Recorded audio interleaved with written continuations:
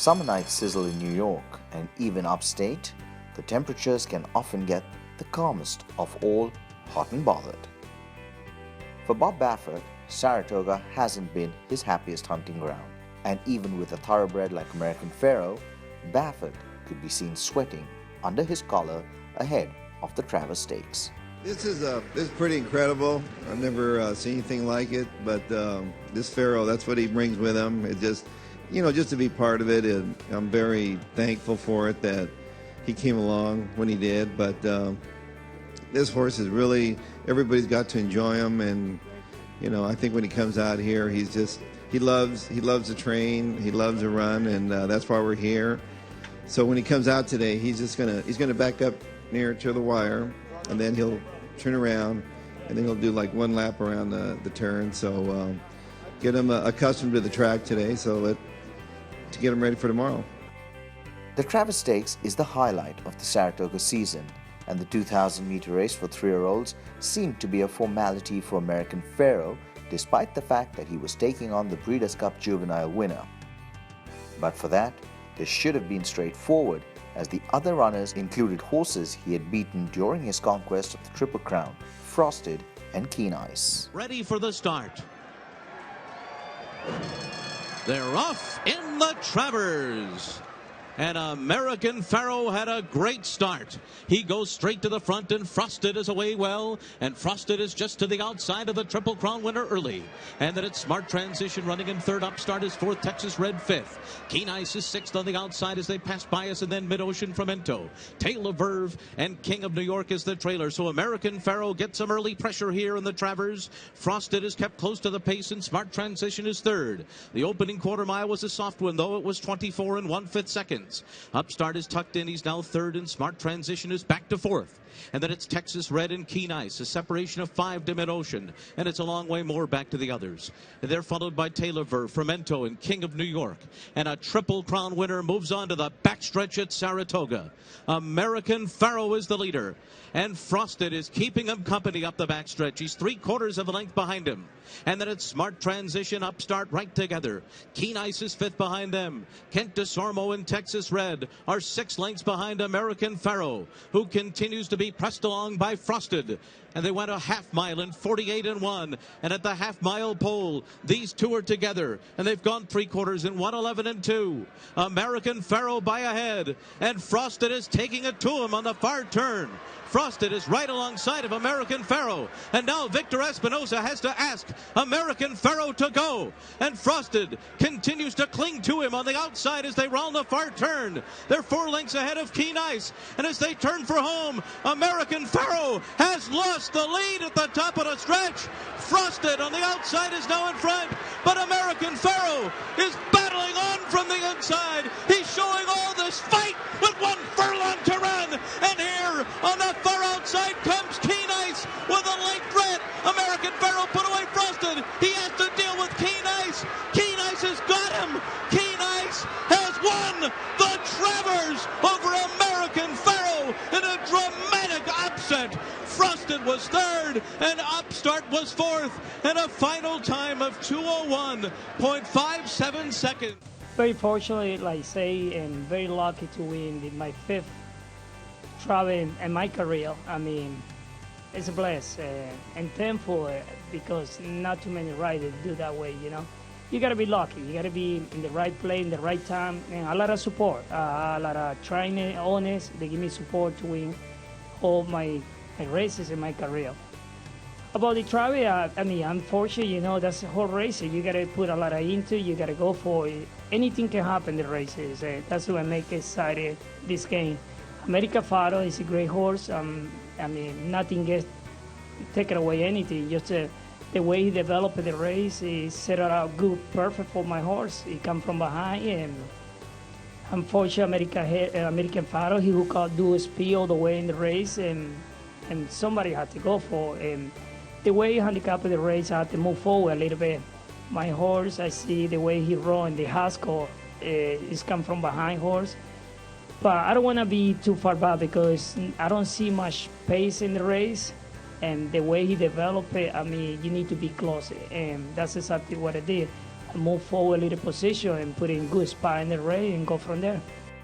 In a heart-wrenching finish, American Pharaoh got picked off by Keen Ice after an 1800-meter battle with Frosted.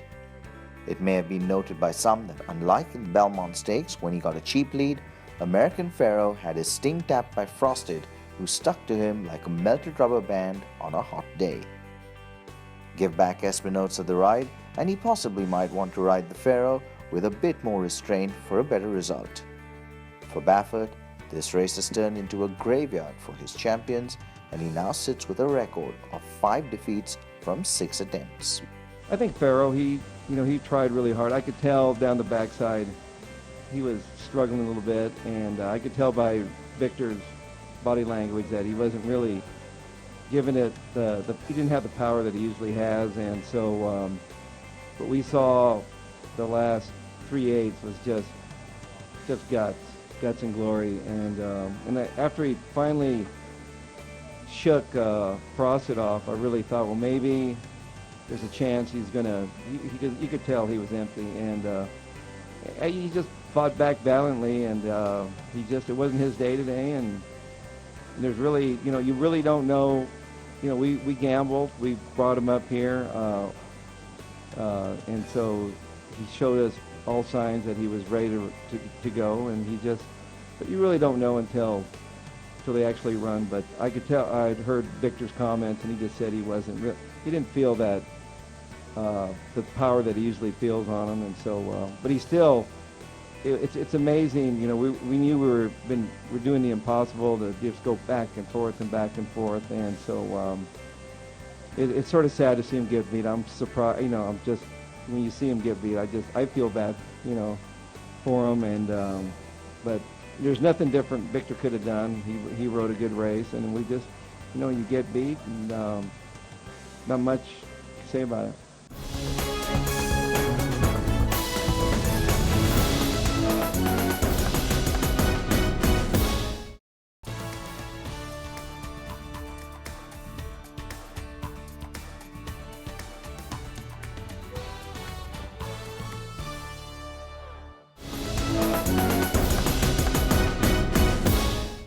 The mention of the word colic can strike a chord of fear in any racing stable. Common in humans, it can be a killer in racehorses if not managed on a timely basis. Over at the Singapore Turf Club, the team of vets headed by Dr. Coos are ever vigilant to ensure that it rarely ever progresses to a critical point. Okay, colic is not a disease, it's actually a symptom. Same as in babies, in humans, it means abdominal pain. So it's a group of conditions that can cause abdominal pain in a horse, or belly ache. It's on clinical signs, what they show.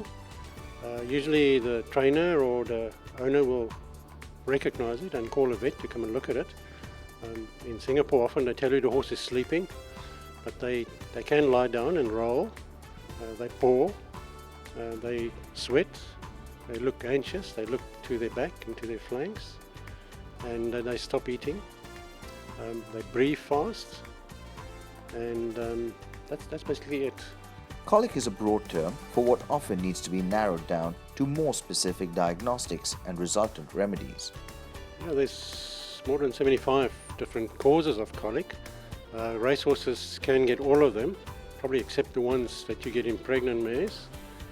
In most of the colics, by far the biggest majority are milder, and we can resolve them with just conservative treatment. They don't need invasive surgical treatments. Probably for us here at Singapore, the most common type we get is the one we see after they swim. It's a post-swimming colic. The remedies are relatively broad too and often are time dependent. In the worst case scenario, colic could be extremely serious. Well, the first thing is pain. They show pain, so you give them medication to control the pain. And then if they have an impaction, for example, where the contents is dry, you need to lubricate that, use a laxative. And probably the most critical thing is part of the examination, but also part of the treatment, is to pass a stomach tube to relieve the gas from the stomach and to check if there's any fluid backup. Horses peculiar, different from other animals and humans, is that they can't vomit. So if they have a blockage in the intestine, the fluid will run back to the stomach, and the capacity is relatively small, about 18 liters. So if it's more than that and you don't relieve it, then it ruptures, and usually that's catastrophic. Horses don't handle peritonitis as well as we do, so if you don't relieve the fluid, they can die. Colic can be fatal, usually due to accidents, when a piece of bowel can get twisted or blood vessels can get occluded, and that releases toxins, endotoxins into the system, and let a horse go into shock. The heart rate shoots up. They become very, very red in the mucous membranes. And must I show you? Show you some mucous membranes. So in a horse that's fatal, usually these mucous membranes, they're nice and pink. In this horse, become brick red and even purple. That shows you that that toxin is absorbed into the system and usually cause the colic to be fatal. We try and do surgery, make a decision to do surgery very quickly, because it's got about an hour to make up your mind sometimes. If you delay it, then it's fatal, but it's with accidents. So where there's a twist, for example, or displacement in a bowel, then it's very critical to go and fix the problem. It's a physical problem that you need to go and fix surgically. Fortunately, the most serious cases are rare. Well, some colics, when there's a piece of bowel that die off, and then you have to resect the dead piece and then reconnect the intestine, so reconnecting the plumbing. That we do that fortunately very infrequently, but if those cases survive, that's very satisfying, and I've dealt with quite a few of those cases in my life. Colic can be prevented, and over the years procedures, medication and management has improved recognizably. It's one of the things that's really preventable, and horses are like kids. Get them into a routine, stick to the routine. Stick to their food, don't change the food. If you need to make changes in their ration, do it gradually, that they can get used to it. Make sure that their teeth get examined and treated 2 to 3 times a year. They normally get floated. In horses, the teeth keep on growing, the cheek teeth keep on growing, so they will become sharp. So often we will float them so that they blunt, and if they blunt, then they can chew grass and hay more efficiently. So attend to the teeth regularly, deworm them regularly. There's a group of worms that migrate into the blood vessel walls and can give you fatal colic. With the modern dewormers, we hardly see that. There's also worms that's big enough in themselves to cause a blockage, especially in little foals. So if you deworm them appropriately, you can prevent that. Don't feed them on sandy surfaces, because if they eat on sandy surfaces, they can pick up sand. Sand can accumulate inside, and over time can accumulate and cause an obstruction. And then as far as food is concerned, they do need roughage, so they need grass and hay, not only concentrates.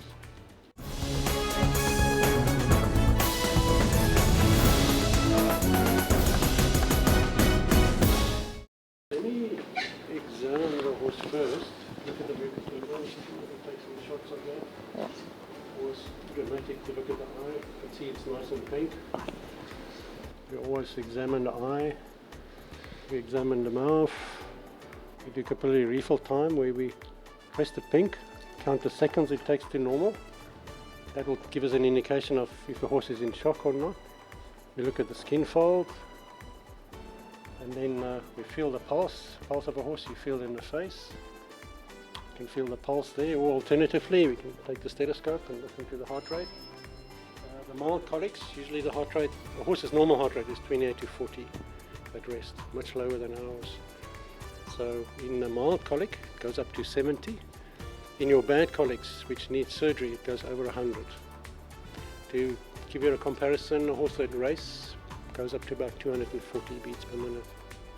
So you listen to the heart behind the elbow, but also listen to the gut sounds in colic horses, that's important. And in the bad colics, usually the gut sounds decrease because there's no movement. And then once you finish that, it's normally always important to pass the stomach tube.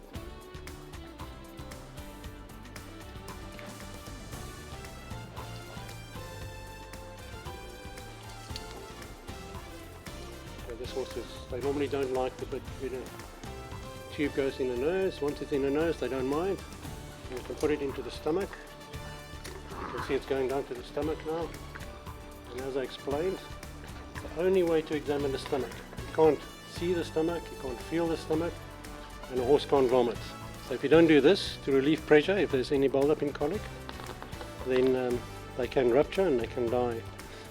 We also use this as part of the treatment. So this is the way that we will use to give laxatives. For example, we're giving water, and it's a very awkward way to treat them.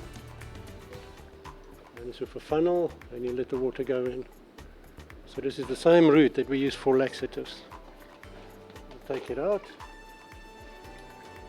Okay, so he's very good about it. He allows us to do that without a twitch. And the last part of the examination is probably the part that people don't like.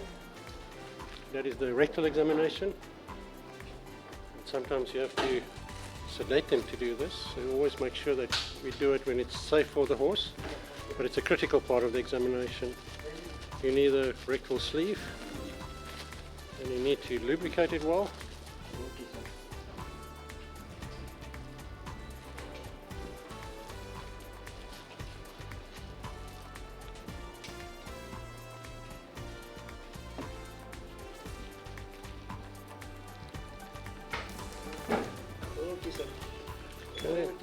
That's the way to feel inside, and you can actually palpate if there's any displacements of the large bowel, and if there's any serious obstructions and gas accumulating in a large colon, you can feel it. So it's part of your clinical examination, and you can obviously take it out and have a look at the consistency of the feces. In this horse, it's nice and normal.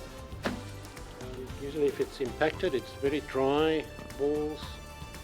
That's part of your diagnosis. So you can make a specific diagnosis of the cause of the colic by doing the rectal palpation. And as you can see, your whole arm is inside, so it is you have to do that in safe. This horse is nice and relaxed. Sometimes if they're colicking, they're very painful, they want to go down and roll. So the first thing you need to do is to control the pain. This horse, there's nothing inside, so once you're finished, you need to clean up. So we'll rinse it off with water in a moment. Another part of the examination that you can do is ultrasound examination. But by using ultrasound, you can penetrate, this one can penetrate 30 centimeters. So you can see for 30 centimeters what's going on inside. So you have to use lubrication to make sure that the transducer have close contact with the skin.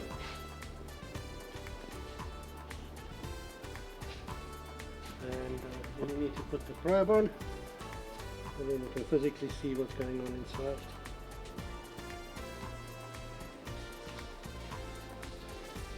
Go deeper,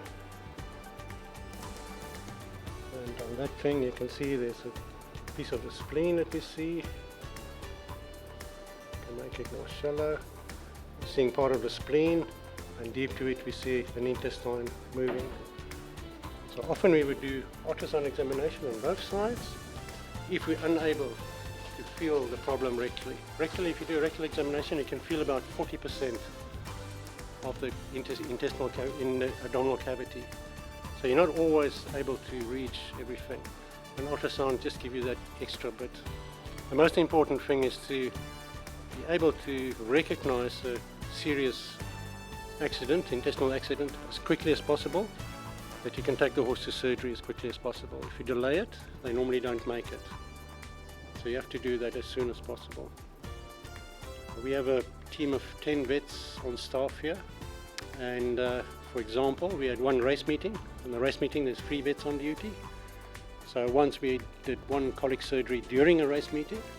When you do colic surgery, you need a surgeon, you need an assistant, you need an anaesthetist, and then you need someone to help. So often it's 3 to 4 more vets that you need during the surgery, or nurses to help. And that horse, we operated on him successfully. He recovered fully and he's racing today. So it's possible to do the colic surgery. Fortunately, we don't have to do that many yet. The management in Singapore Turf Club is pretty good. Gates are back, they're racing in the chairman's, and Accomplished came away quickly. 20 metres to go, Accomplished narrowly over Ideal Guide. Flax down the outside, but Step It Up, shot through to the front. Wild Geese running a good race, one run not far away. Step It Up just in front. He's a grand campaigner and he adds another Group 2 to his regimen. Thanks for joining us on The Winning Post. See you in a week's time. Do follow me on Twitter at Mohit Lalvani, and you can connect with us on our Facebook page at www.facebook.com/winningpostracing, and watch this episode again on our YouTube channel. May the horse be with you.